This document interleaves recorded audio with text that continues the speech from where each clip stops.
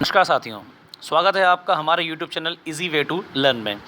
आज मैं माध्यमिक शिक्षा मंडल से जुड़ी हुई एक महत्वपूर्ण जानकारी आप सभी को देने वाला हूं, जो खास तौर पे उन बच्चों के लिए बहुत महत्वपूर्ण है जिन्होंने इस सेशन में 10th और 12th के एग्ज़ाम दिए थे और उनका जब रिज़ल्ट आया तो उनको लगा कि कुछ सब्जेक्ट में या सभी सब्जेक्ट में उनके नंबर उनकी उम्मीदों के अनुसार कम आए।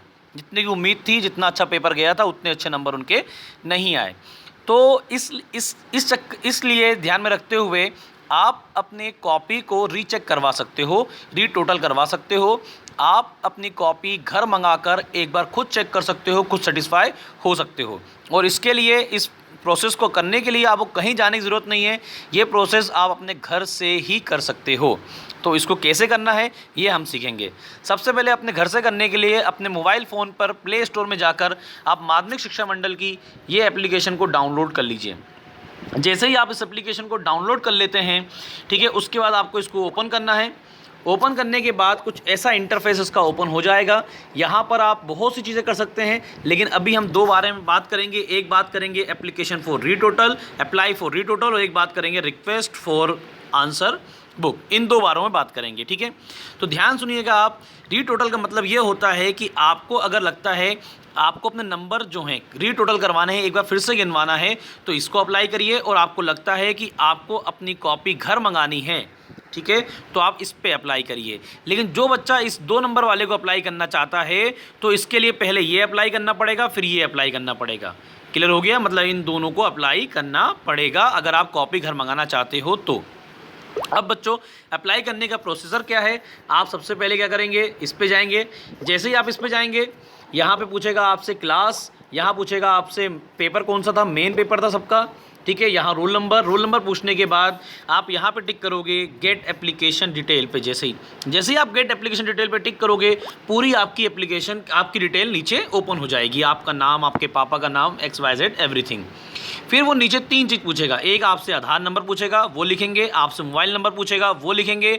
आपसे आपकी ईमेल आईडी पूछेगा, वो लिखेंगे। वो तीनों को लिखने के बाद आप वहाँ एक बॉक्स बना होगा, उसको आप वेरीफाई कर देंगे। जैसे ही आप उसको वेरीफाई करते हैं, आपके सामने एक लिस्ट खुलेगी जिसमें आपके 5 सब्जेक्ट लिखे होंगे जो आपने इस बार दिए थे। अब उन 5 सब्जेक्ट में से जिसमें भी आपको रीटोटल करना हो या सब में करना हो, उन पे आप टिक कर दीजिए। और टिक करने के बाद आप सबमिट कर दीजिए। सबमिट करने के बाद वो पेमेंट का बोलेगा आपसे, आप उसमें पेमेंट कर दीजिए। पेमेंट करने के लिए आप चाहें तो नेट बैंकिंग के ज़रिए पेमेंट कर सकते हैं, आप चाहें तो क्रेडिट कार्ड या डेबिट कार्ड के ज़रिए पेमेंट कर सकते हैं। पेमेंट होते ही एक आपके सामने रिसिप्ट जनरेट हो जाएगी। उस रिसिप्ट को डाउनलोड कर लीजिए आप। वही आपका प्रूफ है कि आपने फॉर्म रीटोटल का भरा है। दूसरी बात बच्चों, एक आती है रिक्वेस्ट फॉर आंसर बुक। अगर आप आंसर बुक मंगवाना चाहते हैं तो सबसे पहले तो आपको इसको भर देना है। अगर आप इसको भर चुके हैं, उसके बाद आप आंसर बुक के लिए अप्लाई कर पाएंगे। तो इसको भरने के बाद आप यहाँ पे आइए, इस पर टिक करिए। जैसे ही आप इस पर टिक करेंगे, सेम डिटेल पूछेगा, सारी डिटेल भरनी है आपको। और जिन सब्जेक्ट की कॉपी आपको घर मंगानी है, उन पर टिक करके पेमेंट कर देनी है। अब दूसरा क्वेश्चन उठता है कि इसकी पेमेंट कितनी है। तो सबसे पहले मैं बताऊंगा रीटोटल की पेमेंट क्या है। बच्चों, रीटोटल की एक सब्जेक्ट की पेमेंट है 100 रुपीज़ प्लस 25 रुपीज़ है इसका पोर्टल चार्ज।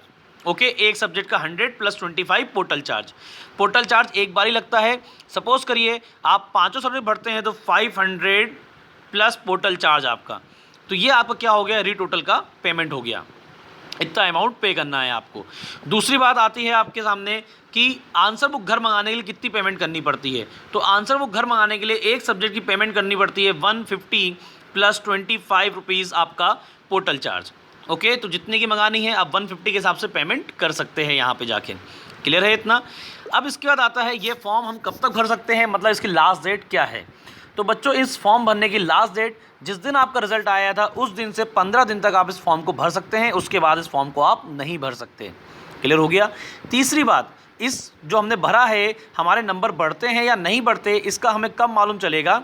तो आपका भरने के 10 से 20 दिन के अंदर 20-25 दिन के अंदर आपको पूरा क्लियर हो जाएगा कि आपके नंबर चेंज हुए हैं या नंबर चेंज नहीं हुए। क्लियर हो गया?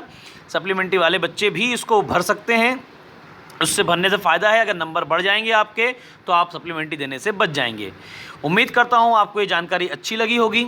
अगर अच्छी लगी है तो उसको लाइक करें, शेयर करें, सब्सक्राइब करें। Thank you very much.